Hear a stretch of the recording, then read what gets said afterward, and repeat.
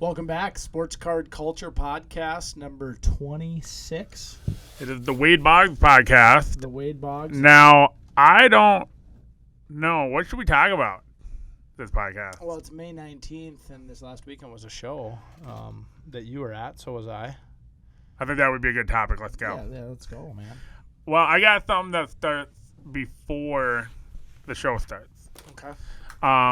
So I think we talked about the show. I mean, we did talk about the show a lot, but we talked about you came rolling in here like, hey, I signed up for the Dallas show. And I'm like, oh, okay. And then you go, it's going to be a big show. I go, cool. And then I'm thinking about it, but then you go, the dealers, they bring their family because it's at the Dallas. Okay.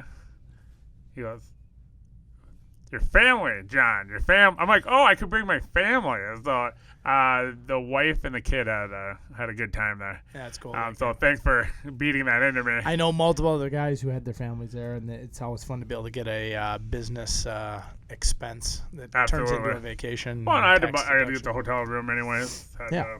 There's a little bit of extra expenses because it was at the Kalahari Resort, and so the place is all kind of connected. It's all one big complex. I've never been there. It's pretty amazing, actually. So it's a big convention center, and then in the middle is the hotel, and that goes into this like amusement park. Yep. Indoor amusement park. Water park. And then a water park on the other end. I mean, they got their own bowling alley. They got their own Yep. laser tag, movie theater, restaurants. I mean, it's a pretty big. It's its own stand. It's got everything you need in one building, basically. Right. You could be there for a week and never have to leave. Now, what I liked about it, though, was you're not on an island. You can get out of this resort in 2 minutes. Like, to go down the road is a 2-minute jaunter. Is going on an island something you do often? Well, no, but like if you go to a resort, sometimes you got to drive like 10 minutes into the middle of nowhere. Sure. And then if you want to go, we just had to drive 3.5 hours into the middle of nowhere. No, right. Which, yeah. But you get what I'm saying. Like to talk about the show, initial thought to just talk about immediate thoughts about the show is because the Dells is not a big metropolitan area. Like this weekend, I fly out tomorrow for the Dallas show. Yeah. Dallas Fort Worth is 3 million people.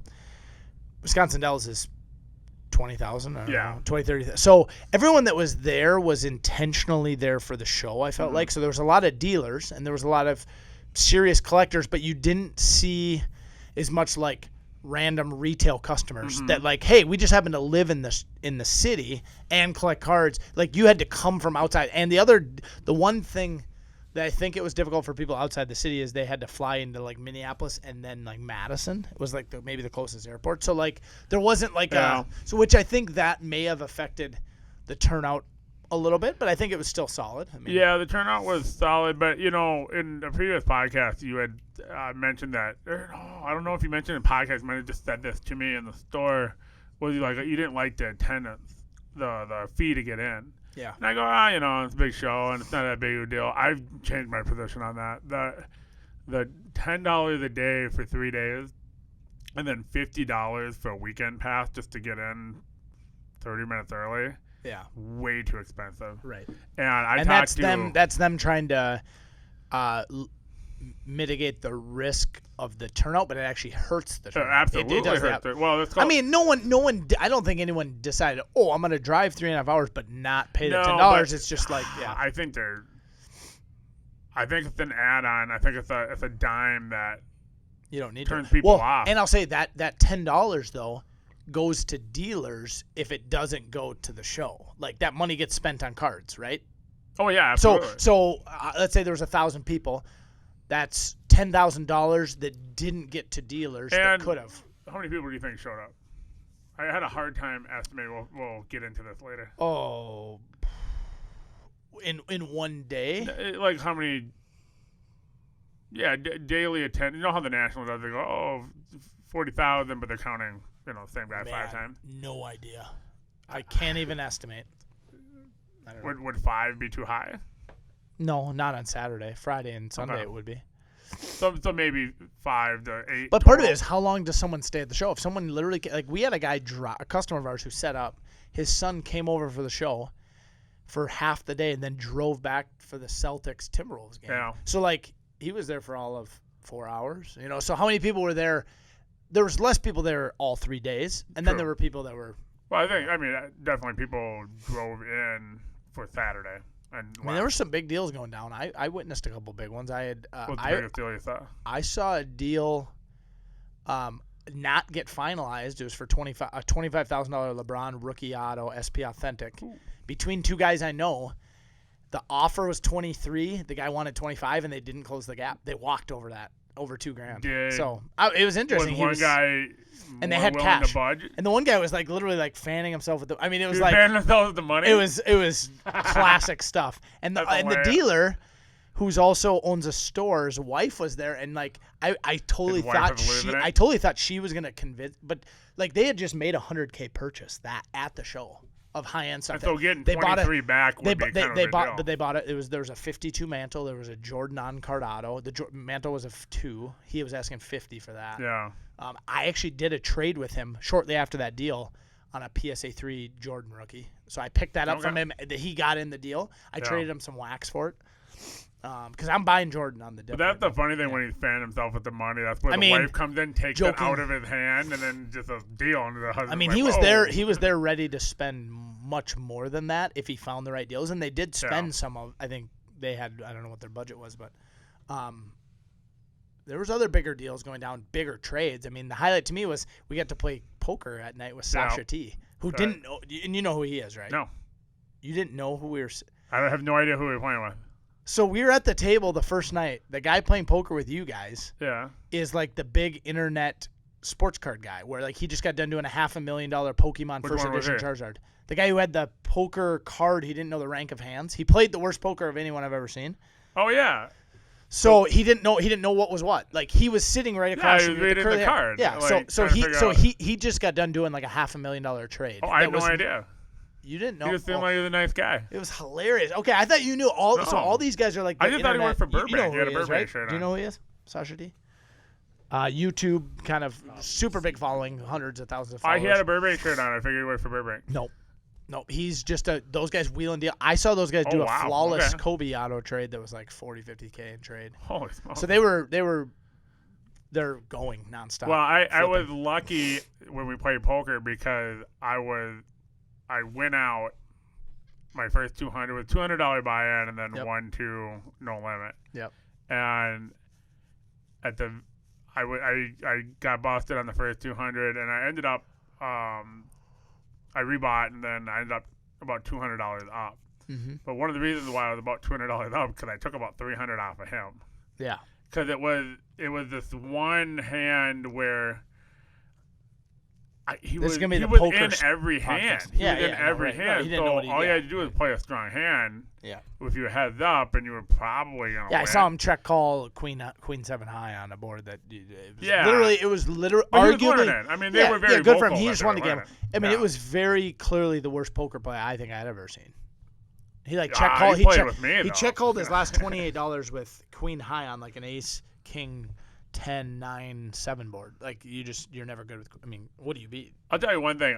We're gonna talk more about poker. Yeah. And that thing that you just did, I had to write down. I had to type down to the hand. Yeah. Because when I sit with, I got a couple of buddies, mine, Steve and Mark. What up, Steve? What up, Mark? What up, Steve? What up, Mark? They're poker guys. They can do that thing.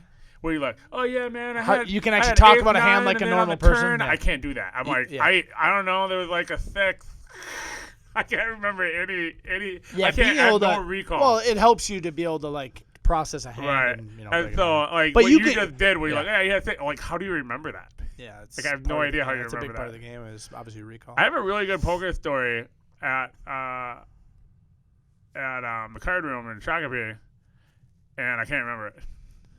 I remember the hand I played against you. I open ace queen, you 3-bet 2 queens, I 4-bet jam, you call. 4-bet what? 4-bet jam. You shot. I have no idea what that jamming line is all in jam. Oh, okay. So you 4-bet jam. We roll over our hands. I got ace queen. John's got 2 queens. Flop comes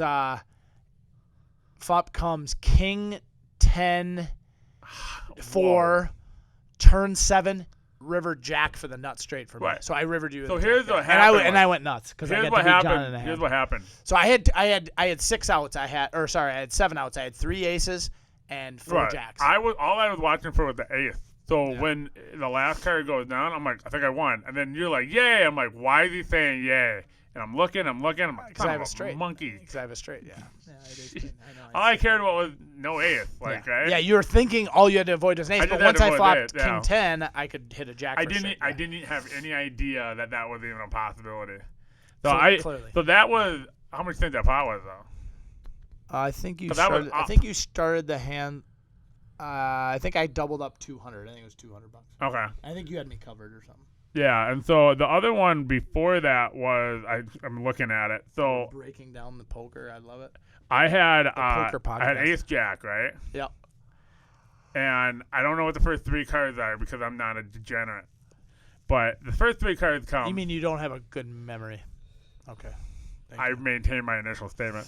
So the first 3 cards are like low cards. It's like 4, 7, whatever. It's just like it's like a whatever. Not whatever, flop. but it's significant. I'm like, okay. Okay. Yep. So it doesn't connect with your hand. Right. Yep. So there's not a lot of action. Yep. And then the next card comes, and it was either an ace or a jack. Jack. River ace. Do you remember what? Yes, I remember that, yes. So it's a jack, and then I'm like, okay, that's cool. Not a lot of action again. So I'm like, I'm staying in this. I paired up my jacks, and there's like nothing on. Then you rivered an ace. And then I got an ace, so like 2 paired. There's no way this dude knows I got 2 pair. You hit a straight. He had a straight on you. He had a wheel. He had the wheel. He rivered a wheel. So I'm into it like, I'm going. Like, let's go. And so those were my 2 big hands. You can't overplay 2 pair there because. So the natural. But he doesn't know I have ace jack. Do you want to actually know? Do you want to know what the board was? The flop was like 2-3-6. Yeah, 2-3-7, and he had 4-5. So he has an open ender 2-3-4-5. Right. So a 6 or an ace, and the money card is the ace because it gives you 2 pair and it gives him a straight. Yeah. No, but it's just like, here's my amateur way of thinking. Yeah. There's no way he knows I have ace jack. I have to look at ace jack. 2 pair. There's no way he knows that. So I'm thinking like. It's not about him knowing that. It's about him being able to beat. But what if he had? Well, no, right. I'm going in because I'm thinking he's got 2 pair of. Sure. Let's jump back to the card. Let's jump back to the card, Joe, because they're gonna quickly find out that the poker guys that are gonna listen are gonna be like, what is John talking about? I have no idea. He can't give me any information about an actual hand. No, absolutely. So. Thoughts on the show? So let's go back to the attendance. They need to lower that attendance. That it should be $5 because I was talking with our friend Matt about this, and I'm like, would you pay an extra $100 for the table to triple attendance if that was indeed enough friction? Of course I would. I spent a lot of money. But you realize I don't think this is where I'm going to differ and disagree maybe a little is.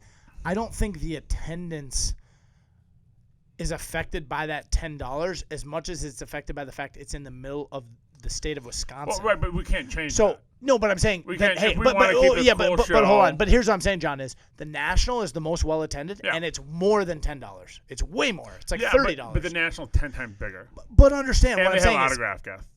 Yeah, but so what I'm saying is so what I'm saying though is if you just drop that 10, it might have literally been the exact same show. We don't know. Like, we don't know if the attendance all of a sudden gets better. I don't know if anyone turned down coming because of the $10 that would have come. Oh, I do. You think so? Yeah, absolutely. I don't know how many, but... none of our customers. I had about 12 to 15 regular customers there. It's not going to make the heavy hitter collector turn it down, but it is going to stop the casual collector. It's like, this is what the casual collector does. He goes, all right, I got to drive 2 hours, 1 hour, hour and a half, 3 hours. And they're charging me $50. Well, not weekend. If you go or even for the day. Like, but you realize I got all my guys in. I just gave them our vendor. No, I get it, but you get what I'm saying. Like to a casual collector who's got a budget. Well, if you got a budget of $500, that's 10% of your budget. Right. Well, a lot of people with a $500 budget is a lot of money. Right. And so that's one thing. Two, I mean, when do you think they started marketing the show? Only like 2 months ago. Yeah, so that's the other thing too is they got to put a lot more money into letting people know that it's happening. Right. There was a lot of I saw a lot of Facebook ads pop up. There wasn't a lot of comments on those Facebook ads, I'm not sure what else they were doing for marketing. Sure. So that definitely needs to increase. We'll get right into my problem I had in the show. So about a week before, or maybe only 5 days before, I'm talking to Max, in the shop, and I'm telling him, like, okay, I'm bringing this, I'm bringing that. It becomes very clear I need an extra table. Mm-hmm. And so I sent off an email, and I was like, hey, can I get an extra table? And I already looked at the layout, and I knew where I was going to have to go. I was going to have to go on the back wall in the back. Where were you before that? Where would you? I was on the right. By where I was? That big right loop. The big right loop. Yeah, so if you go where you were, so you were that first, like, small circle, right when you came in, and then there was a longer loop behind towards the back, right? And so I knew I was going to have to move there, and she even said that. She goes, well, you know, I'm going to have to move you. I'm like, I get that part, which is fine, right? I accept that. It's obviously the worst part, the place in the show to be. Yeah. So I get there Friday, we set up, and you got to remember, this stretch of tables, I think, I'd have to look at the map again, but I think it's 10 or 12 tables long, and they're 8-foot tables, 100 feet. Okay. Like, it's a long road. Mm-hmm. And so Friday happening, the show starts, there's against the back wall is another row of tables. Mm-hmm. Okay.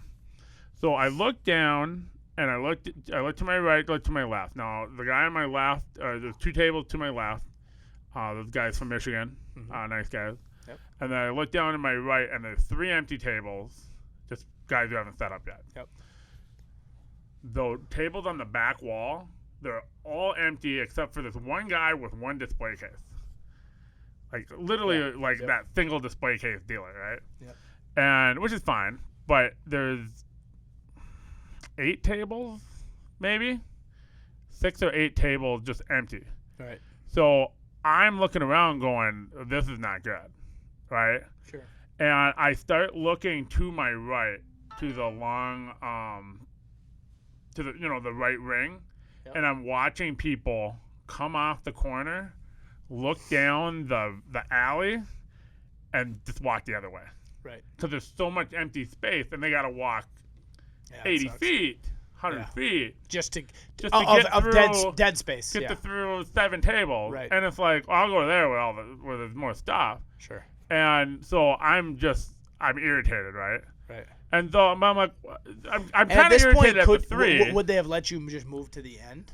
Well, let's just continue with the story. Okay.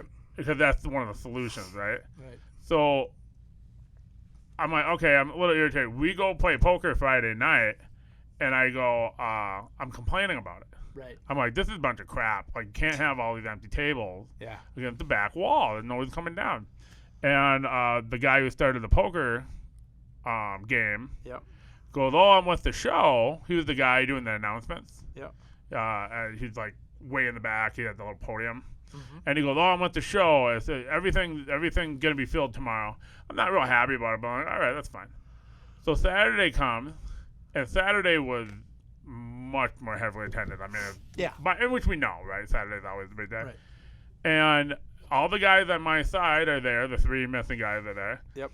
That whole back row is gone because she moved that single guy somewhere else. Sure. Still empty. The whole show is still, the whole day Saturday is still empty. Right. I'm livid because I'm watching. Now I got a little more action that day, but not that much. I'm watching the right side and the left side packed with people, and just like a few people walking down the back. Yeah. This back row, and I'm watching people again look down, and then just go the other way. Right. And so I'm livid. And so was this because there was a bunch of people that didn't show up, or they just actually weren't sold? Well, we'll find out in a second. So Saturday night we play poker again at the VIP party. Mm-hmm. So we're playing poker again, and the promoter comes in, and I saw her come in. I'm like, I'm gonna, I was complaining again because that same guy was in the. Do you remember his name? No. The guy who started it. So I'm just like, this is a bunch of crap and all this stuff. And then she comes in, and so she was talking to some people. Eventually, I got the button, so I walked over to. I go, what the hell's going on? I'm like, she goes, well, I sold all the tables to one person, and he never set up. I said, did he paid you the money? He goes, yeah. And he didn't show up. He goes, yeah, I don't know what happened. I go, he's probably dead. Because I don't know who does that, right? He probably died on the way to Delft. And I'm like, you can't leave these empty tables. And, like, we're getting destroyed out here. I keep referring to it as a desert. You should have just moved to the end. That's what I would have done. That's what I told her. I said, right away, I would have been like, I'm just moving to the end. If this guy's I'm not going to take somebody else's property, right? But she should have came over on Friday and said, look, all you guys spread out. These 3 aren't coming. Yep. You guys spread out. Hey, John, I had a crap ton of stuff. Can you go? If she would have said, look, John, can you go to the other side, spread your stuff all the way out, but you're going to have to go back to your spot tomorrow? No problem. Sure. Right? Because all it means is now we got a full row. And people are going to come down. People are going to see stuff. This is John's therapy venting session. No, absolutely. So here's the problem with it. I really want to do this podcast on Tuesday. Yeah. Because I was telling Matt this. I go, how often have you, you've seen me mad more than Matt seen me mad. Matt goes, I don't think I've ever seen you mad. But you've seen me mad a few times. No, I saw you as triggered, I think, as I've ever seen you, probably. Okay, but what do you know about when I get authentically mad? How long do I stay that way? Not that long. I cool off real quick. So I'm like, I want to do this on Tuesdays. Like, I get all pissed. So I'm not as mad as I would have been had we taped yesterday. But I'm just like, you got to be kidding me. You can't be on the ball and go, hey, there's a reason why you don't have empty spaces on your shelf. You always fill them in with product. Right? Hey, John, can you go there? You got to go back. I know it's a lot more work, but I've been like, yeah, no problem, done. Right. The Michigan guys could have took my 2 tables. Right. There was the guys next to me. There were 3 kids from Chicago, and there were 3 of them kind of splitting the table. There was one main guy, and then 2 of his friends had a little piece of it. Like, they would have been more than happy to grab a part of my table, like, and then they would have filled in, no problem. Right. Let's get it done. And so I was real upset that there was not a good audible called there. And then of course she's like, she got paid. What does she care, right? Right. And then it really annoyed me. And and when I found out like that the ball was dropped so bad on that, and I was pretty mad leaving the poker game that night. I was like, I went up to you. I was like, hey, did you hear that? And you were like, no. And I gave you the really fast rundown. And I just kind of stormed out. Right. I was like, because all it takes is a few guys, a few people to make a big deal. I'll say this to encourage you. I was set up in the front, and other than 3 deals to other dealers, I sold very little retail sales. Like, I sold very few cards. I can literally count on one hand. I think I sold like 5 cards, one off, like, hey, I collect this guy, I'm buying this card. Couple boxes of wax, which next time I'm not bringing wax because we could have used it in the store, and I didn't sell as much as I thought I would. It was very interesting, like, and it's funny because I always joke with these guys, the 2 of the guys I do deals with. I'm like, we could have done this at home. We could have done this in a parking lot of an Arby's in the middle of wherever. I'm glad they come there, and I know they're going to be there, and we get deals done, and so I was happy about it. But the reality was, like, the highlight of the show for me was multiple trades I got to do, both during the show and after, and stuff I was able to buy. Oh, I talked to 30 dealers maybe. Like, hey, how's the show? No, they come by the show, you see vendor on it. Like, oh, how's the show? Blah, blah. And I heard a lot of that as, I go, wow, sales weren't great, but it seems like the buying was amazing. Yeah. I'm like, nobody came up to my table with anything. Like, I looked at maybe 5 people's stuff. Yeah. Because nobody came to the desert. Right? So I'm like, oh, great, I missed out on that, too. So that's telling me right there. Not only that, I have a new client in my shop. He was there, didn't see me. Now, for those who don't know me and just have listened to us, I'm a very large man. I'm very hard to miss. And you have usually bright-colored sports very jerseys. Very bright-colored athletic jerseys. There's no way he's missing me, Yeah. But that was like, I came back and I realized that he had went, and I was like, so he didn't see me at all. Like, You've got to be kidding me. And so, so that was the worst part of the show. The best part of the show was the family stuff. Kirby had a good time. Annie had a good time. Yeah. With the Cracker Barrel. Annie was very happy about Cracker Barrel. Nice. The theme park.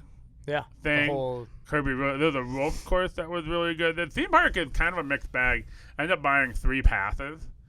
You don't need to buy 3 passes. Like, one for me, one for my wife, one for my kid. Yeah, she just... I didn't need a pass at all because I wasn't going to go on any of the rides. Right. And so, don't do that if you got an extra parent. Annie said that she probably would have wanted one because there was a few things that she did with Kirby. Yeah. But there was a rope course there that was excellent that Kirby really liked. There was a couple rides that were really good. Some of them were kind of not great. The mini golf is horrible.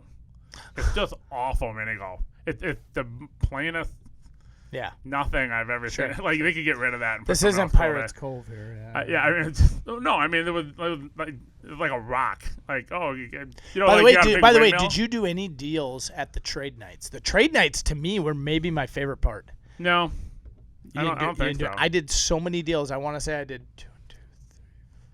I think I did 3 deals the first night, and no, you were really active then. 1 or 2 the second night. Which so what was some of your better deals? So what I love about it is it's opportunity to just do some trading and just get to know some guys from out, for a longer period of time than them just walking by the booth. Right. And then it turned into the poker thing, which was fun. The first deal I did, I bought a PSA 10 Levine Prism rookie and a Jordan Topps Chrome 9 from like 02 Wizards jersey. Bless you. For like $350, and they were worth about $550 or $600. Okay. So it was a good deal. Then I did a big trade. I wanted a Gretzky rookie that was on my wish list. I traded a LeBron and a Durant for a Gretzky and a Zion Silver 9. I bought a Brady auto to 65 the first night, which I knew I saw very few Brady autos. Yeah. And the fact I was able to get that deal done before any customers were in there, like the guy just started setting up, and I saw it, and I was like, okay, we're going to try to get the deal done. And then I got, I bought a Jeter rookie auto, PSA Authentic with an auto 9, numbered on-card rookie auto of Derek Jeter. Guess how much I paid? $800. No, the card was $240. I'm just like, and I think $40. He wanted $240. I'm like, all right, I'll take it. I mean, and what like the number do $1 million? It's like $80-$250. It's like one of those it's like one of those signature, but they're like $500 to $800. I'm thinking $8, just not knowing the serial number. Jeter.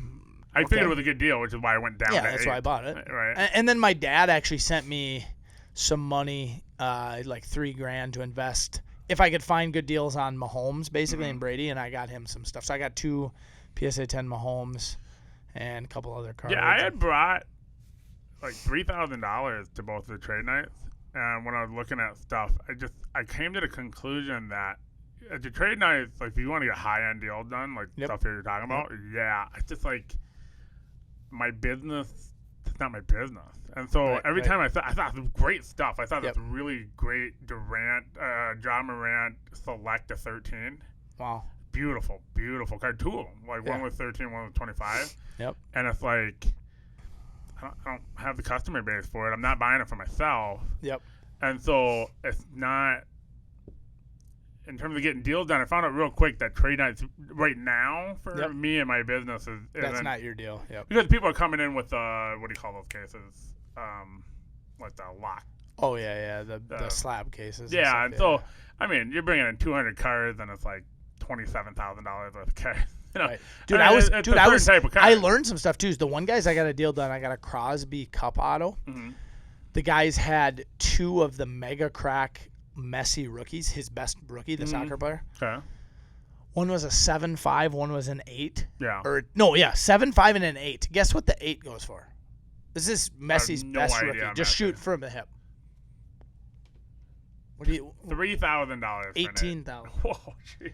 A PSA 10's over 100,000. So this was his best guy, and they were just sitting up there. I'm like, oh, how much are those? Then they had a dual auto to 5 of Conor McGregor and Floyd Mayweather. Oh, wow. That was a big card. I think they had 30,000 on it. And I'm like, you need Floyd to buy this, actually, because Floyd, like, he likes flaunting his money. And Yeah, dude. That's not only that. There's really nothing to buy of either one of those two. I mean, No, there's some UFC there's stuff, very there's some few. boxing And the stuff, fact but that there's so little it was a dual auto, I mean, it was super cool card. So and it's I got really, to it's see. a very culture. And then I talked to, I don't know if you saw the guy in the trade night who only does memorabilia. He had multiple Babe Ruth autos. He had multiple he was set up in the back and all he had was memorabilia in a box. Oh, cool. And we just talked and I just wanted to ask questions about some of the stuff he had and kind of picked his brain. And very cool. Yeah, I talked to biggest card I saw. Do you know the biggest card you saw? No. Okay, biggest card I saw by far. Probably that Moran. What would you guess the value was on the card I saw?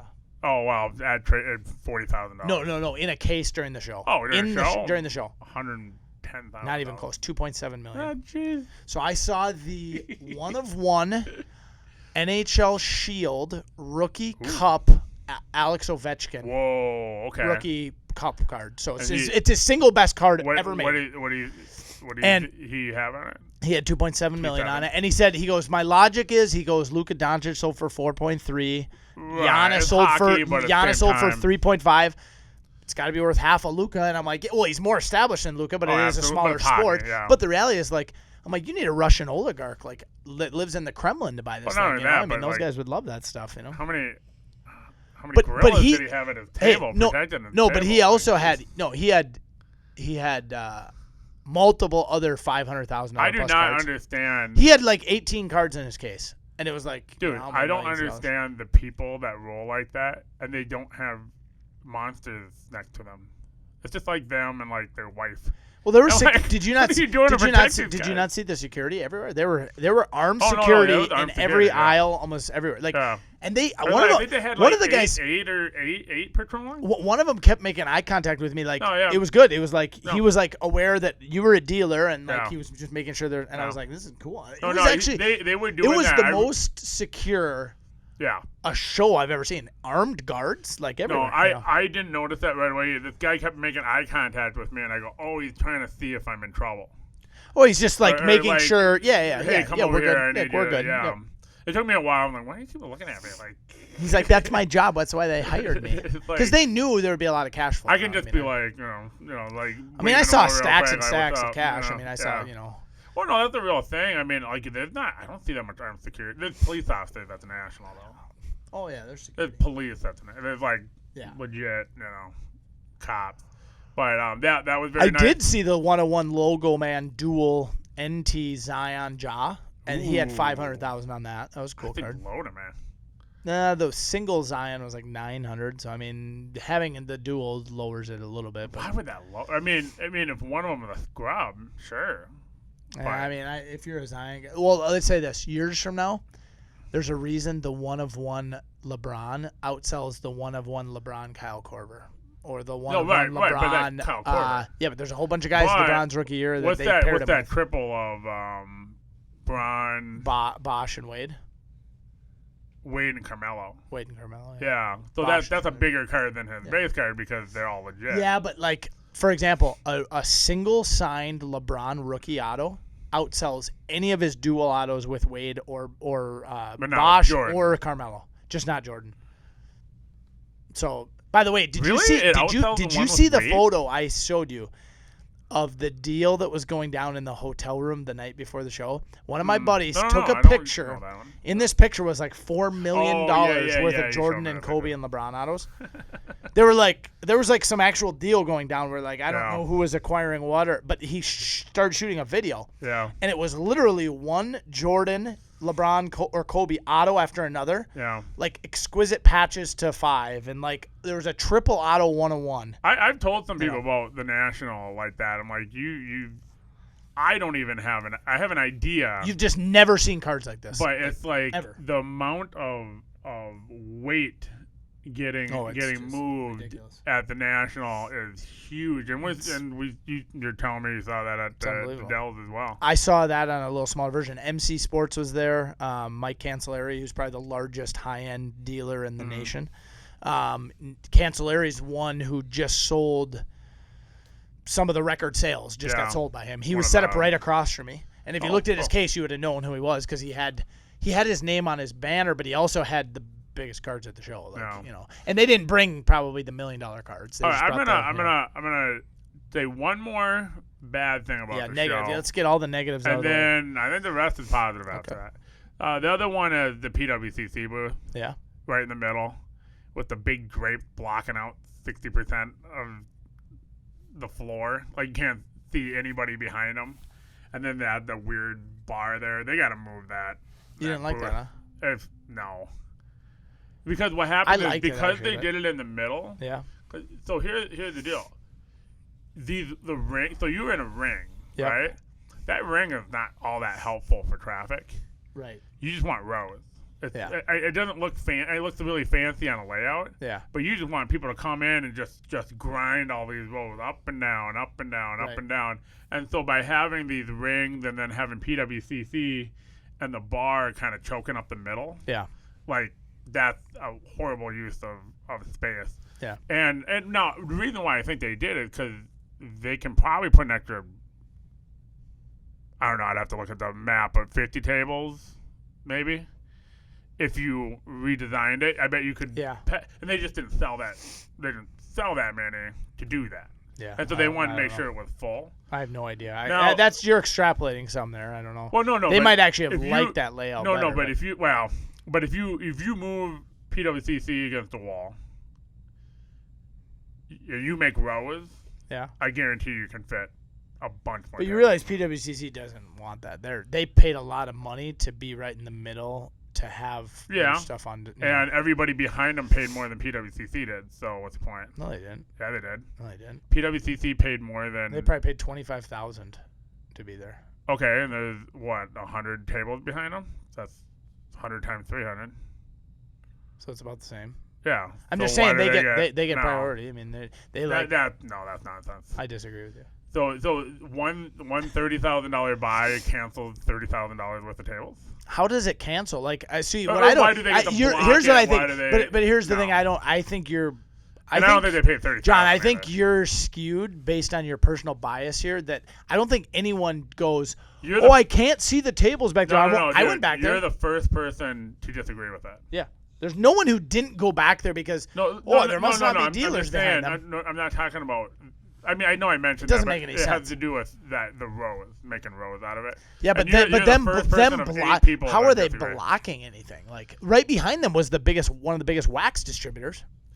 They should be really bothered then because they, you know what I mean? Right, but again, the main point is you can put more tables in there, and I don't think they had enough tables sold. But PWCC also wanted a huge space because they had the couches and they had all their stuff displayed. But you can put a huge space in a much more efficient manner. Well, I'm not in the event planning business, so from my perspective as a dealer, all rows. No, there's quads. There's just like that quads. No, I understand that, but you go down massive rows. Yeah, but there was rows there. There was a row all the way down ours. I saw rows. I went down rows. I walked the whole show. Yeah. I literally walked the entire thing, and I didn't even. Did you? I was not. Yes, I went to every single booth. I suppose I did see you once. No, I spent. It was actually fortunate that I had a couple guys with me that could watch the booth because I got out and I hit tables, both buying, trading, selling, not selling at other booths as much, but it more than I've been able to at a lot of shows, which is fun. I mean, that's one thing. That's a good point. Like one of the worst parts that has nothing to do with the promoting is. I didn't have anybody with me. Right. I couldn't leave the table. Yeah.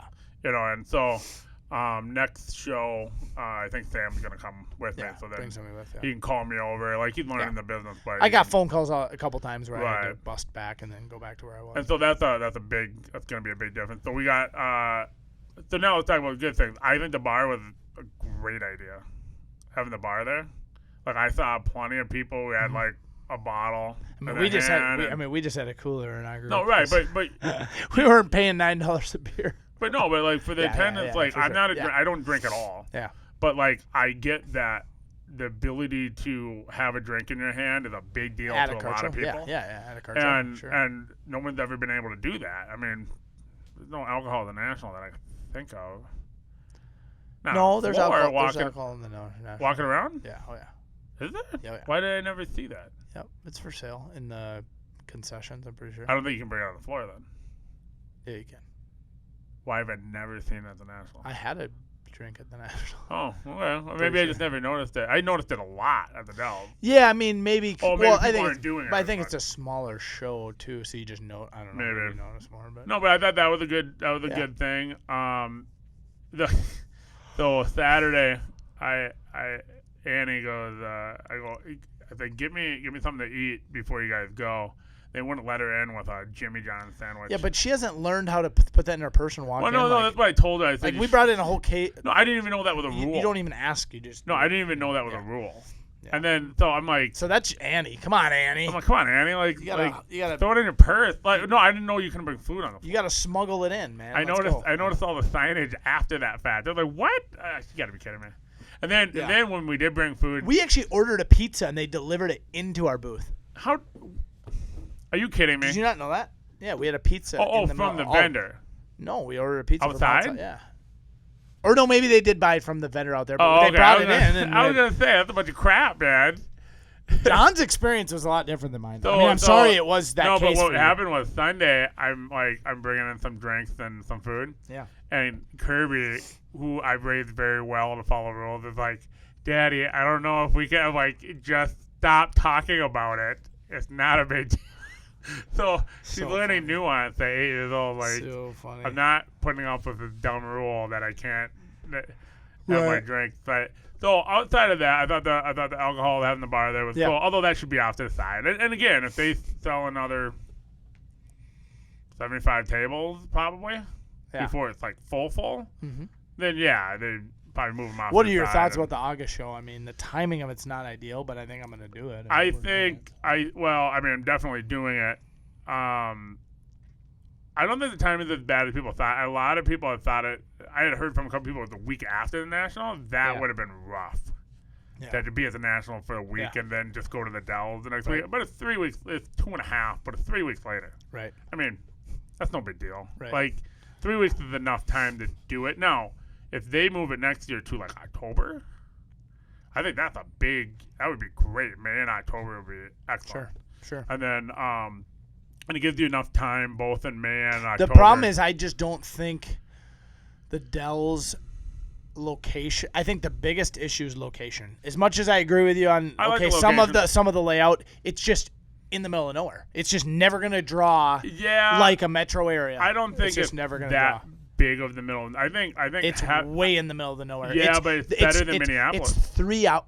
What? Better than Minneapolis. Not even close. Absolutely. Not even close. If you did it in Minneapolis at the Bloomington Convention Center where they have water parks and everything, I understand that. You would have 3 to 4 times the amount of people there. Look at a map though. The Dells is nice because it's not nice. No, you're not. No, you're pulling from Chicago. No, you're not. You're not pulling. You'd be better off going to Chicago or Minneapolis, 100%. Or even Milwaukee would be better.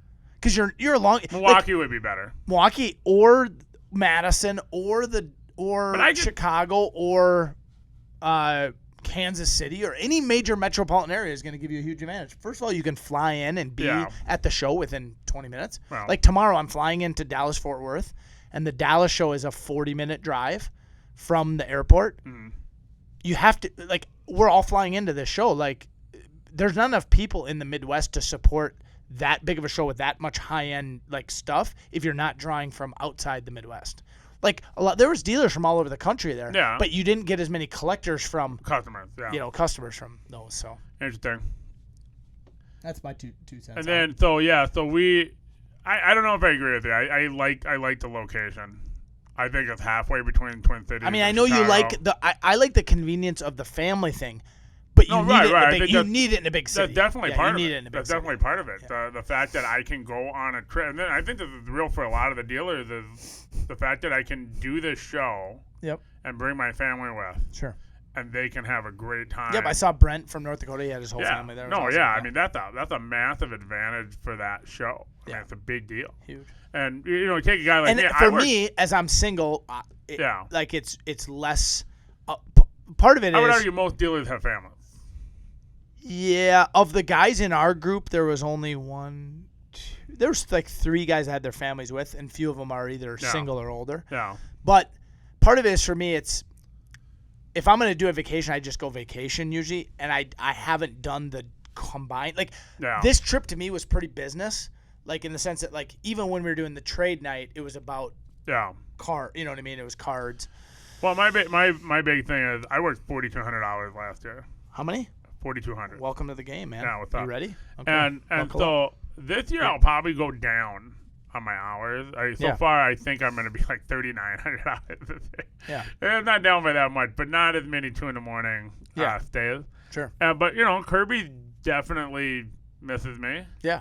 And I'm still doing 75 hours a week, but I'm in the store every day. Yep. And the ability for if it's twice a year, I mean, that's a big deal. It's something for them to all look forward to. Right, and then I had plenty of fun with them. Yep. During the weekend, it wasn't like I couldn't. Right. It wasn't like everything because I could have fun and then go to trade night because trade night lasts till like 1 a.m. Right. I could have fun with in the morning. Like Friday, it doesn't start till 2. I had fun with Kirby all morning. I didn't start setting up till 12:30. That's awesome. So that's a big deal. Huge. Yeah. And then there's no big outside of Chicago. There's no Midwest show. Right. I mean, there's not one. In I just heard about a couple more though. I did hear about one that's big in Indianapolis regularly, and then there's one. Well, there's the Des Moines one. There's also a Kansas City show that happened to be going this weekend as well. I think Des Moines the week before the National is kind of a big deal because I think people are going to be prepping for the National. By the way, did you know that there was a show this weekend in Roseville, right up here? No. Where? At some sort of event center. Okay. One of the guys who put it on came into my shop today. I'm like, dude, there's another show in town. Why wouldn't you call it a shop? I know. He's like, the easiest way to promote a show. I know. I'm like, well, I said I'll set up in the next one. Send me some stuff. Weird.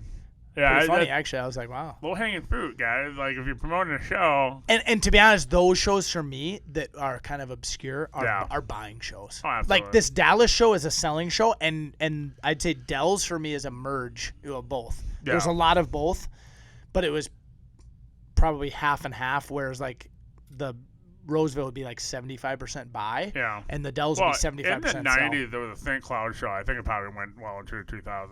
But we used to do we used to do the show in St. Cloud because it was $20. Yep. And like it was really bad attendance. Yeah. But you would get so much stuff purchased and traded between the dealers. It was amazing. Like we would go up there like planning on like, we'll sell like $100, but then we'll trade $1,500 worth of stuff, which at the time was a massive amount of stuff.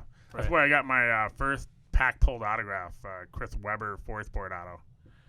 To 450 or 550 gold ink. So I'm a big fan. We're gonna go. We already got the house for.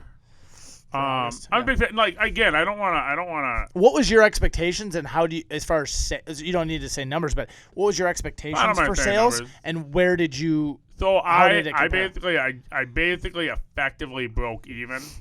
Okay. Until. The Sunday, I ended up selling all the Smoky Collection double commons to one guy for $1,900. So that made the show worth it. Yep. And from a money standpoint, but with me being in the desert, I should have had another $2,000 in sales. I should have been at where I was at before that sale. Sure. And that's on the low end, right? Yep. So that's what I'd like to sell, at least 5. If I don't sell 5, it's not really worth I don't know if it was. Pretty high. Well, here's the thing: is like I met a lot of people. I had a lot of contacts that were in my pod. Yes. The highlight for me, one of the highlights for me was I don't even know if I showed you this, but speaking of those slab cases. Yeah. Gosh, I wish I could promote the name of these. I pre-ordered 5. There was a guy there, and I said, "Hey, can I have your display one?" No. At the end of the show, he goes, "Yeah, you can." The guy next to me bought one. And his name's Clint, actually. So it's funny that we connected. I was like, "Wow, your name." I go, "Clint, I'm Clint." And he goes, "No, I'm Clint." I was like, wow, that's never happened. Take my name. And at the end, I don't know what they were, $100 or something. I go, "How much?" He's like, $40. I'm like, they didn't want to take them back down. I'm like, $40. How many did they come there with? Just a couple. But we're gonna order them to have them for sale for customers. Well, that's what I said to the guy next to me when he bought it. I said, I needed it for get Dallas. It, but he said that they were the back. I have a couple other ones, but I just don't like them as much as these. No. So no, you said that they were back ordered. So I was like, I'll wait till they're current, then carry them in the shop. Right. I thought you were talking about. But he also sells perfect fit sleeves for PSA cards, and he sells the semi-rigids for grading. So I can order all that stuff from him. Yeah, absolutely. And right now they actually. I think are gonna have. That's what's nice about the show too, is just meeting new people. Like I talked to a guy from Michigan, and got his information. We did some trading. That really worked out well for both of us. The Detroit Tigers, like, what am I gonna do with that? So, and then guy from Purdue, like, okay. One thing at the show, somebody came to the table. Yep. The one person that came to my table all weekend. Mm-hmm. I'm still a little salty, so just go with it. This is going to be called the Salty Podcast. Salty Podcast. Yep. So he shows up and he goes, I go, blah, blah, and I said something about our podcast, and he goes, oh yeah, I was listening to it on the way to the show. I said, oh, that's awesome. I said, when did you find out about it? He goes, today, on the way to the show. I was Googling, like, Wisconsin Dells Card Show, and it popped up. Oh, cool. And he was listening to it in the car on his drive up. Nice. Which I encourage people to do. Yeah. And then that's awesome. He's the third person telling me, he goes, I listened to it at 1.5 speed. Nice. And I had a couple other people tell me that that's what they do. They listen to stuff at 1 or 2 times speed. Yeah, they don't need to listen to us go slow. Yeah. And I'm like, I do the same thing. Geez, like if I listen to I'll listen to like the Bible or something. You'll do that too? Oh yeah. Yeah, because like some of it. Hearing people are just. Don't you ever do it? I've gotten through if I'm listening to an audiobook, like I can get it all, retain it. Really? Yes. I always do like 1.25 to 1.75. Tried it, but I think my ears won't be able to here's what it depends on. It depends on how slow the reader is to begin with. Yeah. Some guys are slower than others, so I need to speed it up more. But I'm basically getting it to a place where it's just like. So Christopher Walken's narrating a book, you can do that 4 times speed. Four times, yeah. It's just fine. So that was really cool. Like a guy found us and listened to us on the way, so that was cool. So his name was Jeremy. Thank you very much, Jeremy. That was fun. Nice to meet you. So that was cool. Yeah, I mean, we got our house for the next show. Nice. I have a feeling that it was like $160 a night, and then with the water park passes, I don't think we're gonna get that rate for August. So I called you on Monday, right? Yeah, Monday. And I was just like, yeah, let's find a house because like I've never actually used an Airbnb, but I have 3 on reserve. So I will be the first one. Yeah, because you have Iowa too, yeah. And so, but that. By the way, if you want to set up in the group of us, it is discounted. I know we're just having this conversation. Oh wait, we're recording this. Let's do it. We're having I only paid $225 for my table. Oh wow! Because you got a discount when they bought 16 of them together or whatever. Okay. So you save $75 and you're looped in there. He asked me if I wanted one again, so I said yes. All right, I'll send him an email. He could probably get you one or 2. So I'm a little torn about this. So we didn't plan to talk about this, but so the advantages of being in that pod is I can go, hey Clint, I'm going to the bathroom. Yeah. And not only am I going to the bathroom and I'm saying, hey, Clint, can you wash my table? You can actually make a deal for me. Yeah. And feel comfortable with it. Right? You can go, yeah, John will take that. And then if let's say you took 40 and I wanted 50, I'd be like, yeah, whatever. You're not going to take 12. No, right. I would treat it as though if I would sell it for that. And so, you can't make that bad of a mistake, and you're comfortable enough with my inventory as I am with yours. So basically, you're saying you would trust me to run your business a little bit?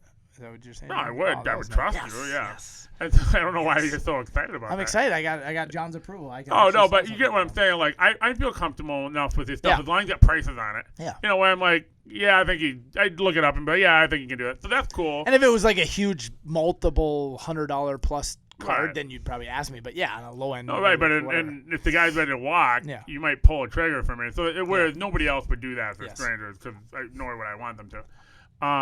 So that's cool. The bathroom thing, the whatever, that's cool. Yeah. However, I kind of like meeting new people that are next to me. Yeah. And so I made probably 3 contacts, 3 like legitimate. And I made those out future contacts just by walking, by having the person there.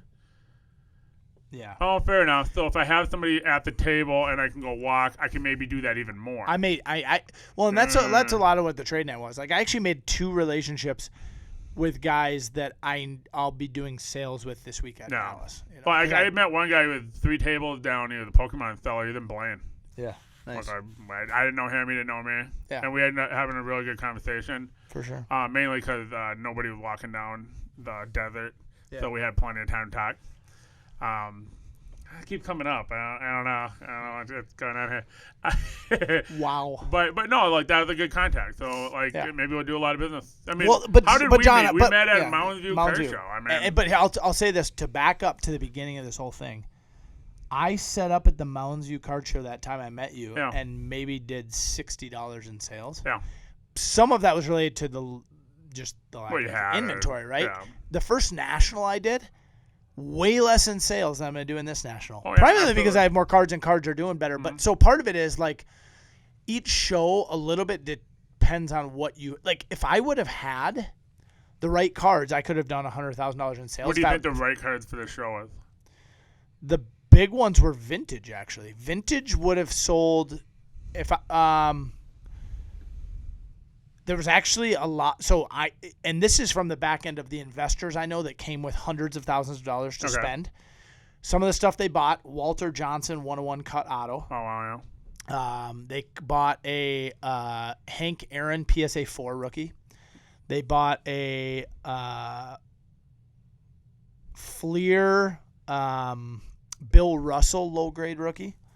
They also bought. They tried to buy the SP LeBron. Authentic LeBron. And then I saw what some of the other guys were buying and selling, and I mean I know what I sold. Yeah. So what I sold a LeBron Chrome PSA 6. I sold a Trout Finest 9.5. I sold a bunch. And then I sold two big deals to guys who were buying for repacks. Right. And the first guy I sold to, he said basically he's like, I want top names, PSA 9s or 10s, super high dollar, $50 to $1,000 cards. Okay.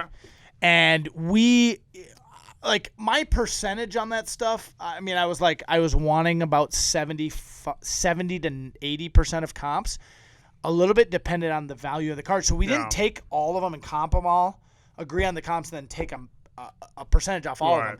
Each card, I was like, this card, like Mahomes rookies, I got a higher percentage than Ben Roethlisberger. Right. So literally each card, we looked them up, agreed on a comp, and then we actually agreed on and then we just agreed on the actual. So like, let's say the card was 1,000. Okay. I was like, I need to get $750 for this. Yeah. And then he either agreed or didn't, and he either took it in his pile or passed on it. And we literally, so the first night. You just built it up. I just built it up. Okay. And then there was stuff along the way that I passed on that I was like, either I'm into that card too much or I don't want to discount it that much, you know? But then there's stuff you told me about this deal, and I said, why do you take such a low percentage? Because you're not because there was two reasons. One, the stuff that you graded yourself. Yes. So you got a much larger margin. And two, it wasn't your $1,000 card, in which we generally pay 65 to 75% for. I'm like, I ain't breaking even. Yeah. But then, because it was that middle area, there's plenty of room for and to be honest, if I got 75% and I didn't have, this is a great question. I want to ask you this question actually. What percentage do you put on, okay, if I sell it on eBay, I'm going to have my fees, which is my fixed cost, probably 12%. Yeah. What do you think the rest of the percentage is for 20, listing 20 and shipping? 20 is the dirty. 20? Okay, so literally, so if I sold it for 75%, I was literally only giving them 5%. Yeah, right. And I got the convenience of moving all those cards right now. Right. When I have another grading order coming in. Part of it is like we have the benefit of I have a pipeline so full of cards that like I had 2 orders come back this week for Dallas. I wish I would have had more, but then the next Bloomington show I'll have probably 2 or 3 bulk. Right.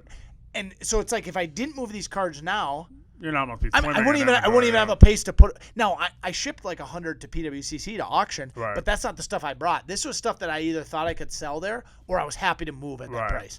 My best was, but yeah, just for people listening, 20% is the dirty number. That's the dirty number. So if you're going to give me 80%, you could be 18 and maybe still be right.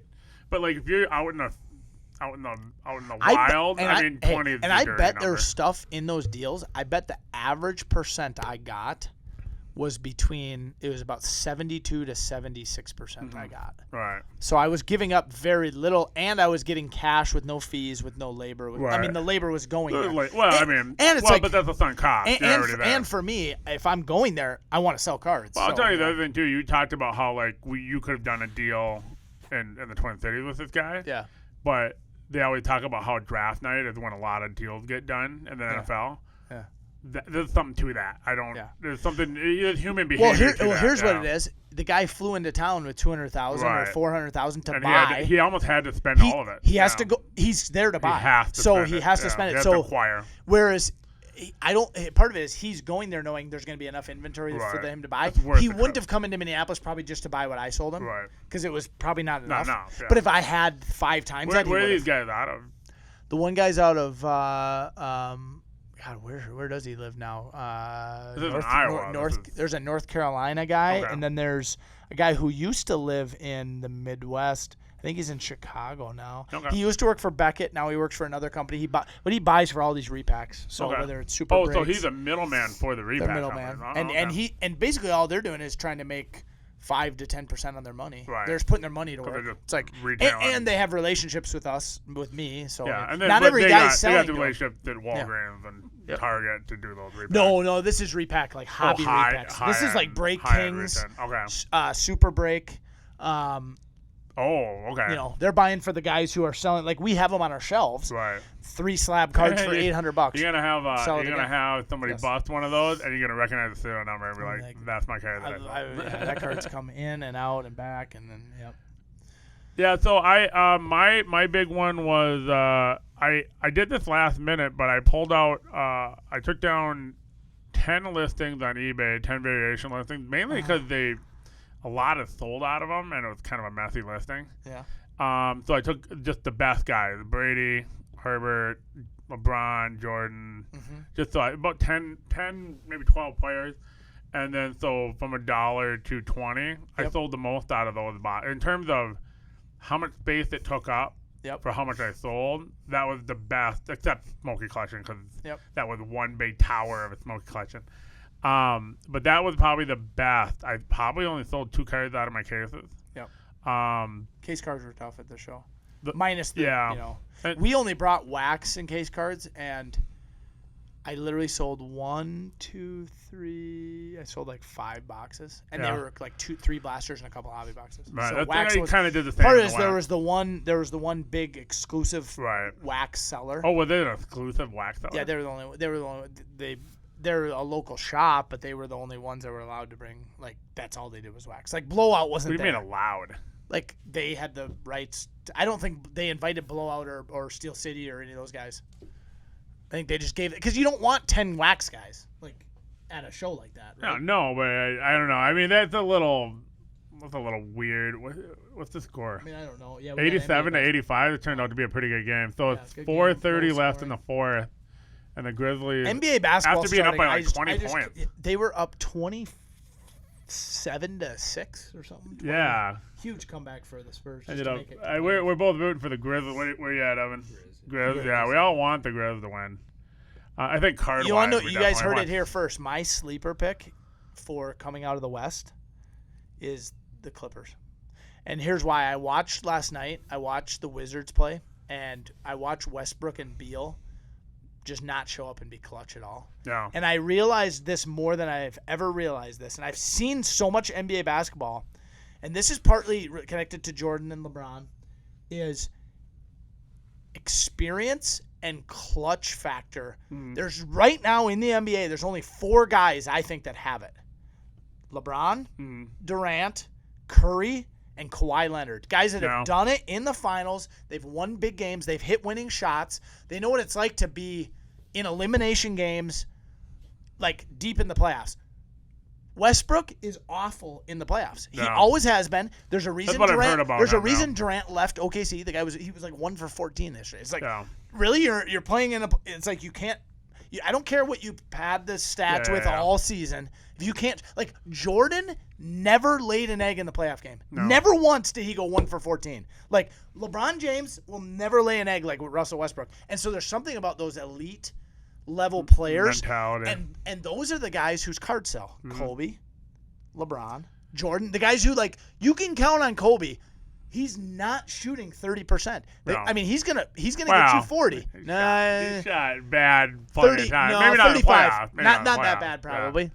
But he never like disappeared. Like he always carried. No, he wouldn't disappear. And the rest of the team hopped on his back and he carried them. Yeah. Durant has carried teams. Curry's carried teams. LeBron every time. We were talking about this with Durant cards. It's like I'm gonna hold on to that first net card.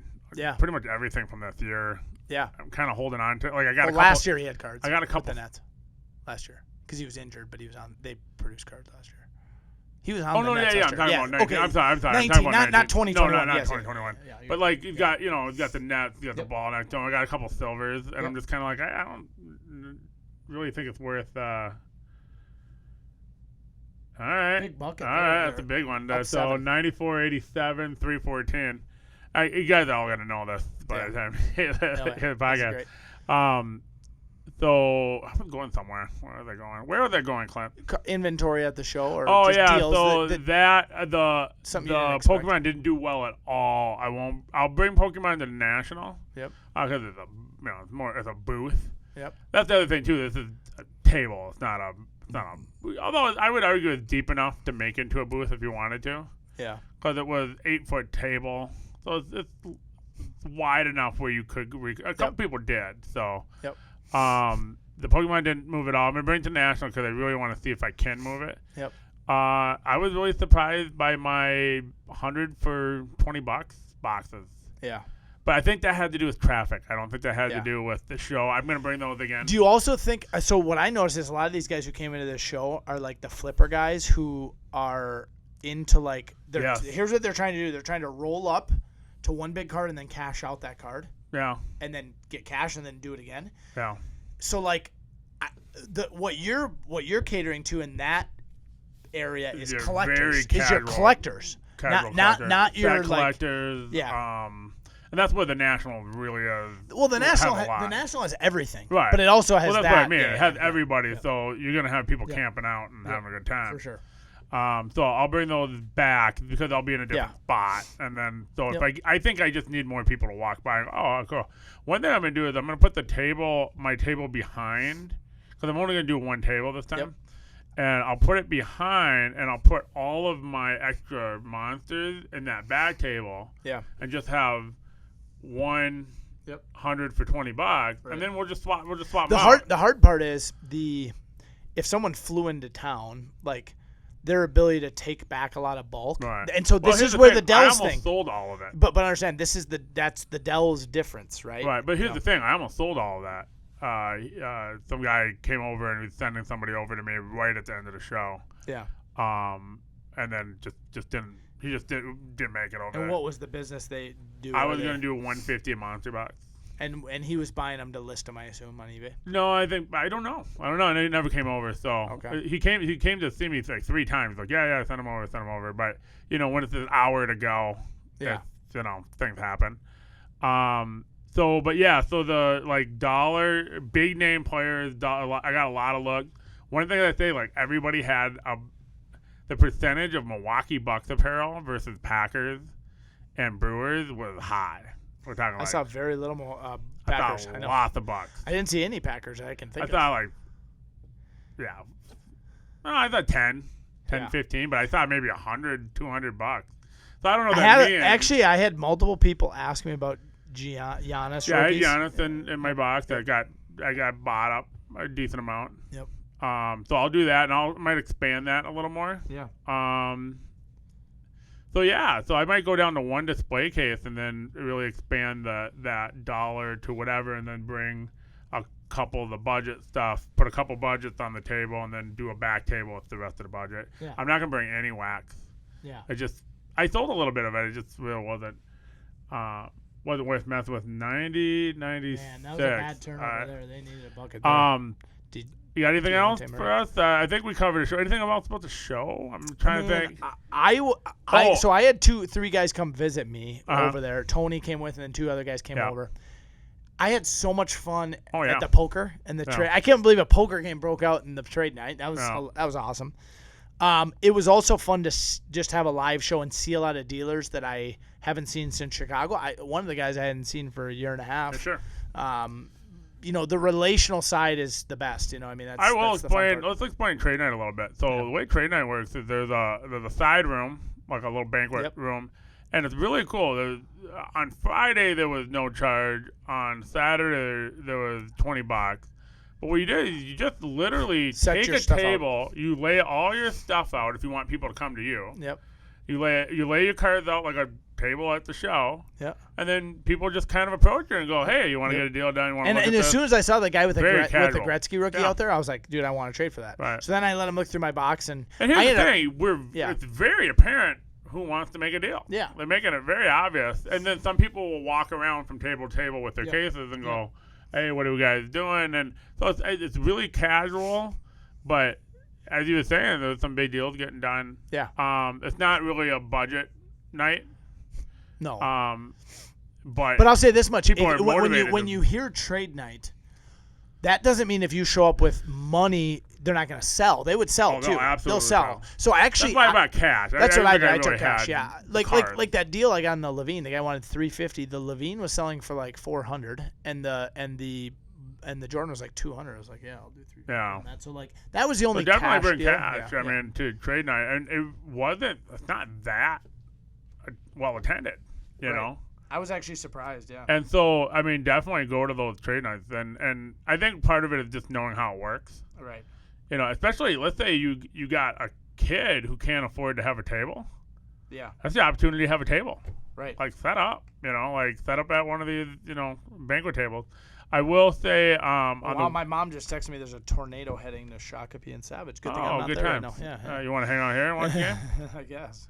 The Lakers are tonight, right? Yeah, they're out. Yeah. So get some food, but yeah. What do you think? Is LeBron gonna make sure that they win, right? They're gonna destroy him. Yeah. Okay. I mean, I would love to see Curry go off and make it competitive. But you don't. But he just doesn't have enough help. Yeah. Davis. I was just thinking like this. I mean, the Lakers are still a very legitimate threat to go to the finals, and I don't think there's any chance they beat Brooklyn, but I think they could go. They could get there, and it would be a good matchup. But here's the thing: I don't think the Jazz are all that. Do you realize how Kyrie or Harden would be the best player on the court of any of these first four games that have been played outside of tonight's game with Curry and LeBron? Right. That's fine. And we're talking the number 3. Joe Harris would have been the best shooter on the court last night. He's like their fourth option. So, I mean, the people don't realize is the Nets are so deep. Yeah. And they're so experienced. I don't Harden actually gave Curry, Durant, and Clay a run in the Western Conference Finals 2 years ago when the Rockets I think they took him to 6. Like, Harden was by himself. Now you're like, he's combining with Durant. And now Kyrie, who beat Golden State with that clutch shot. So, like, Kyrie, they're all clutch. They're all, like... I think we got a bet going here. I'm in love with the Nets. Anyone who wants to bet, I'll take the Nets. I get the field? I'll make get a bet the field. with you. Yeah, give me 2-1. I'll give you the field. That's better than Vegas. Whoa. I got to give you 2-1 with the greatest team ever assembled? Vegas is giving it like 2.5-1 or 3. I'm giving you a better line than All right, Vegas. $20. Okay, so You get 40, I get 20? Yep. All right. Done. Book it. It's done. Let's do it. Book it. Let's go. I'll take the field because I don't think the Nets are gonna win. I don't think Brooklyn gets beat before the finals in a single. Oh, game. I don't know about that, what? I don't think they get beat in a single game until the finals. Oh, I think they do. Who's gonna beat them? Maybe Philly. The East is so bad. They're so bad. The East is so bad right now. Like, no one has any idea what they're about to run into. Kevin Durant in the playoffs? No, the guy's a machine. You know, the Sixers have a no shot one can defend him. The Sixers? I mean, all they have is Embiid, though. Like, they don't have a scoring thing. See, no, but they got. So here's the thing. They got Ben Simmons. What wins playoff games and series is scoring, like big, high-level scoring. I think most people would argue defense wins. No, it doesn't. It's out. And the classic example is Golden State. Golden State was okay defensively. They never had a big guy who like defended the rim, and they literally ran. They just outscored everybody. And right now, Brooklyn has 3 guys who can outscore almost any team just by the 3 of them. Okay. They're going to be like 90 points a game, those 3 guys. Kyrie. I'm happy with the field, so. It's printing money. I'll do so all thank that. you. I'll take your 40, and I'll raise the size if you want to go 200 to 400. I don't care. You know me, $20 bet's a big deal. Yeah, it is. Like I don't do $20. I'm happy with that. It'll be fun. I'm excited for NBA playoffs. Here's the thing: on the way back from the National, I get to Black River Falls. Yeah. I can't keep my eyes open. I end up having to stay the night at some janky hotel, dude. I couldn't keep my eyes open. I think I had hilarious. Spent so much energy because not only did I have the show, and I was up late. Not only that, when I get back at 1:30 from poker, and from trade night, you think I'm going to bed right away? You think I have that personality? No, I stay up until 3:30, you know. And then it was, I had my wife, I had my kid, I had the show, I had, trade night and everything, and I think like everything sort of decompressed. Yeah. And I was only, it's only 3.5 hours, but I just spent $80 dude, for 2 hours. Dude, to save 2 hours. I took my sweet time packing up. I was in so little of a hurry. I was one of the last people out of there. And I literally drove. I left at like 4:15. I was fifth to last. And I got to my house at 8:30 because I stopped twice. I just was like, I would have been home at 10, so the sun was to be honest, just coming down. You know what I told a bunch of people? They're like, I'm like, understand, like when I'm away from the shop like this and I don't have to be there, right? Like, it's almost like a vacation. So like the second half, I didn't care Sunday. I think Sunday I sold like 2 cards for like $100, and I was just that's all you did. That's all I did on Sunday. I was just hanging out. I was like, that's all right. So that's telling me they gotta market more to collectors, to attendees. The problem is I don't know how many collectors will drive 3 hours for a show. I will because it's a big business. show, though. But keep in mind, it's a business for me. Yeah. And we drove to Eau Claire, and that was a stretch. It was about 2 hours. That was about as far as I generally would drive for a show, unless I'm going to set up. But that Eau Claire, here's my counter. That Eau Claire show was a very small show, and we were willing to go 2 hours. But it was good. No, I understand that, but we're talking an eighth of the size. Yeah. And it's 2 hours. Sure. You won't drive another 90 minutes for 8 times the show. Yeah, I would argue that no, if you're willing to do 2 hours for Eau Claire, then 3.5 to makes sense for Dells. Even if you're driving early Saturday. Well, people aren't gonna hear this in time to. I was gonna say if anybody's in Dallas, stop and see us. I'll be there. We'll be set up with some guys. But I'm excited to see. Well, we could do it if Evan got on his horse and got in public quickly. He would really. Why are you laughing, Evan? It's possible. And then we to have Memorial Weekend off, and then we have another Bloomington show, and then the stretch run of the summer. Man, the summer is gonna fly by with how much is going on. So. Well, though I'm very curious about. I'm trying to buy a house, by the way. Actually, the story I didn't tell you guys was. I actually did a virtual showing, and I almost bought a house during the middle of the show on Saturday at the Dells, so that was fun. Oh, I got one more story. So I was going to start the whole podcast off with this, and then we had our regular phone call where the recall. Do you think people like listening? 4 hours later. Like, hey, guys. So Wednesday or Tuesday night, I think, of last week, I've been ranting about Ben DiNucci because I have so much Ben DiNucci stuff, right? From just buying for a year. Backup quarterback for the. So backup quarterback. He's the one that got in after Dak went down and the Rusty Rifle went down, and then it just got murdered, right? And so I'm like, I just need him to have a couple good games so I can move all the Ben DiNucci. Yeah. And so then I've been ranting about that for a couple weeks, and then Max tagged me on a TikTok video. Yeah. About a guy who I think I don't know how old he would be. Wow, this is actually a game still. And so. Oh my gosh! Sorry. No, he had a huge Ben DiNucci collection. Yep. Right. And what happened was, so it's 99-96. He just 8 missed seconds a free throw. to go. If he misses this, they have a chance to tie it with a 3. Wow. All right, hold on. Okay. So he had a big Ben DiNucci collection. So I comment and I say, I got a bunch of Ben DiNucci's. Are you interested? Yeah. All right. And he goes, yeah. I said, I'll do a video the next day. That's Wednesday. Yeah. So I do a TikTok video, and I got a lot. I got like 85 Ben DiNucci records. Wow. And so it's 30 seconds, and I can't show them all in 30 seconds, right? Or 6, whatever it was. So what you can do on there is you can do it to a speed of 2. Okay. And so I did that. It makes me sound hilarious. Because it goes like 1, 2, 3, 4, 5. That's what it sounds like. It's like 1.5 speed, right? Yeah. And so I'm like, all right, whatever, I don't care. And so 196. So 3. Okay, hold on. They're inbounding right now. Sorry, guys, but I'll try to play by play, so it's kind of interesting. San Antonio's got the ball, 3-point shot, missed. Fall and missed it. Did he got fouled though? No. I'm saying if they don't foul him, he can't get. I was gonna say, why would you foul him on a 3-point shot? All right, so now 1.6 seconds. Then who has the ball? Memphis has the ball. Yep, they're gonna win. Looks like they're gonna win. Memphis beat it's gonna beat the Spurs. The loser of the next game. You have to almost get a steal 3-point shot and one. They're hugging each other. That game's over. All right, Memphis, kind of in. Not They're sure still they're advancing to the next game. Yeah. So we were talking about how the plan works. It's weird. So now they have to play the loser for the 8 seed, and the winner of this next game gets the 7. Right. Does that make sense? Odd. So in other words, the next game, Golden State and the Lakers, if either of them lose, they're not eliminated. Whereas this game's an elimination game for the loser. Right. The Lakers can even lose and still get in. The Lakers can lose, beat the Grizzlies, and get the 8. Which, by the way, if the Lakers got the 8, that would be a nightmare for Jazz. For the Jazz. I mean, what? You're like, what? We got the 1 seed? Going back to the story. So, so I do that, and I tag the guy, and I just kind of figured maybe we can do a trade because I don't want these bend inertia. And so he, he goes, oh yeah, so he looks at it. I end up getting, let me pull it up, on a Ben DiNucci TikTok. So I've been trying to figure out TikTok. I'm 42. I don't know what the hell I'm doing. Okay. So I get, let me see where I'm at now on that.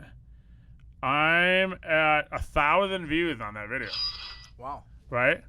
So then I go, oh, there's like 1,000 views. And a bunch of people are commenting. All right? And so I'm like, okay, that's weird. So I get into the shop the next day. I tell Max, I go, I'm going to do another one. So I did a Jonathan Taylor one. Yeah. 3,400 views. What? And so I'm like, oh, that's weird. So now I got to go to the show, right? I'm like, all right, well, that sucks. I was kind of trying to figure this out. So I do some more TikTok videos of the show. I did 1, 2, 3, 4. I did 5. They get, 400. Actually, one I got 2,000 views on. So I'm like, all right, that's cool. But I want to do this thing, right? So I get back. So during the show, I'm looking, and not only am How long are these videos? 30 seconds, 6 seconds. Yeah, okay. So not only am I at the show, I keep checking TikTok. Yeah. I got 90 followers this weekend on TikTok just from that, right? And I started getting Instagram followers because TikTok and Instagram is like connected. Are you signing autographs now? I started getting Instagram followers. Steph, I'm like, here we go. Golden State Sorry. I didn't even put anything on Instagram, and I was getting Instagram followers. So I come back, and I posted a bunch of stuff, and it's anywhere between 300 and 4,000 views. I've sold $80 worth of cards. Yeah. I've done a trade, and I have 100 new followers, and I have 25 requests for different players for people to look at. Yeah. I think I figured out TikTok.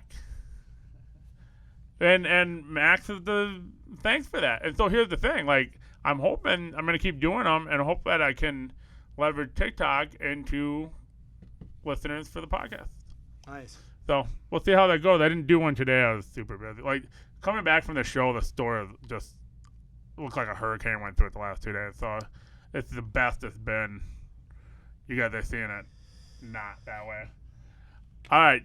Anything else? Not much. I'm going to watch this game and then get a couple hours of sleep before I got to go sell some CADs at another show. I'm excited, man. There you go. So, let's do it. Let's go. All right. Thanks for listening, everybody.